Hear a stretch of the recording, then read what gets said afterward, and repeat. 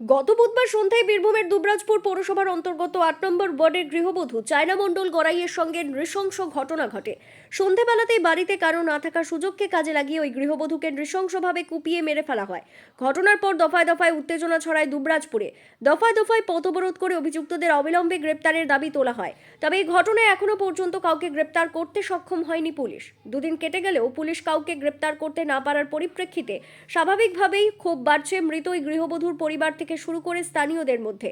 যদিও পুলিশ কিন্তু এমন ঘটনায় তদন্ত কোনো রকম খামতি রাখছে না বলেই মনে করছে ওয়াকিবহাল মহল। কেননা ঘটনার 24 ঘন্টার মধ্যেই পুলিশ কুকুর এনে তদন্ত করা হয়। পুলিশ কুকুর বিভিন্ন জায়গা খতিয়ে দেখে আর এরপর আবার তদন্তের জন্য আসে ফরেনসিক টিম। শুক্রবার দুবরাজপুরের ওই গৃহবধূ খুনের ঘটনায় তদন্তের জন্য 2 সদস্যের একটি ফরেনসিক টিম এসে পৌঁছয়, যাদের মধ্যে একজন ছিলেন ফিঙ্গারপ্রিন্ট এক্সপার্ট। ফরেনসিক টিম তাদের তদন্ত করার পর সেখান থেকে চলে যাওয়ার সময় জানান তদন্ত চলছে, তাই কিছু এখন বলা যাবে না। এই তদন্তের এখন চলছে, এখন কিছু বলা যাবে না। কিছু বলা যাবে না, এখন কিছু বলা যাবে না। পুলিশ চেষ্টা করছে। আবার ফরেনসিক টিম বেরিয়ে যাওয়ার পর ওই বাড়িতে তদন্তে ঢোকে আরএফএসএল এর টিম। এই টিমে ছিলেন 3 জন সদস্য, তারা প্রত্যেকে নমুনা সংগ্রহ করে নিয়ে যান।